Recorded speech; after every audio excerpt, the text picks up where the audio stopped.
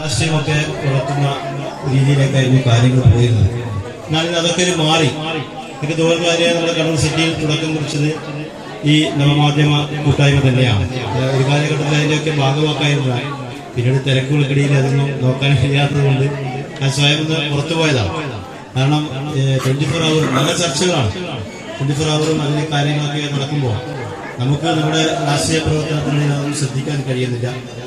ഇവരുടെ നല്ല നല്ല പ്രവർത്തനങ്ങളിൽ ഭാഗമാക്കാൻ കഴിയുന്നില്ല. നമ്മൾ കൂടെ ഉണ്ടായി അതില്ലാതിരിക്കുന്നത് ശരിയല്ല എന്ന് കരുതി യൂണിസ്കാർക്ക് സമ്മതം ചോദിച്ചിട്ടാണ് അതിന് പുറത്തു പോയതാണ്. പക്ഷേ എന്നിരുന്നാലും എല്ലാ പരിപാടികളിലും സജീവ സാന്നിധ്യമായിട്ട് എല്ലാ പരിപാടി കൃത്യമായിട്ട് ഉണ്ടാവാറുണ്ട്.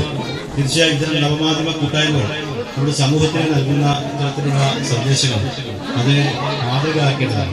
ഇന്നിവിടെ ഈ ശാന്തിദീപം സ്കൂൾ, ഈ സ്കൂളിനെ സംബന്ധിച്ച് പറയുമ്പോൾ ഞാനും ഇവിടെ NSS ക്യാമ്പിന്റെ ഭാഗമായിട്ട് ഇവിടെ സ്കൂൾ ജീവസഭ ഹയർ സെക്കൻഡറി സ്കൂളിന്റെ NSS ക്യാമ്പിന്റെ ഭാഗമായിട്ട് 3 തവണ, അതിൽ ഒരു തവണ ഇവിടെ ഒരു ദിവസം താമസിക്കുകയൊക്കെ ചെയ്തിട്ടുണ്ട്.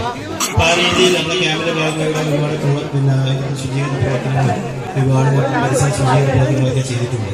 അപ്പൊ അങ്ങനെ ഈ സ്ഥാപനവുമായിട്ട് നേരത്തെ ബന്ധവുമുണ്ട്. ഏതായാലും ഒരു മേയർ എന്ന രീതിയിൽ സ്ഥാപനം സന്ദർശിക്കാൻ സാധിച്ചു. പ്രത്യേകിച്ച് ഈ സ്നേഹത്തിൽ നടത്തിയ പരിപാടി സന്ദർശിക്കാൻ സാധിച്ചു. അവിടെ ഈ കുട്ടികളുടെ മുമ്പിൽ നിന്നും ഒരു ആദരവ് ലഭിക്കുവാനും വളരെ അഭിമാനം തന്നെയാണ്. വളരെയധികം സന്തോഷം രേഖപ്പെടുത്തുന്നു. ക്ഷണിച്ച എല്ലാവർക്കും വാക്കിൽ നന്ദി അറിയിച്ചുകൊണ്ടിരിക്കുന്നു. നമസ്കാരം.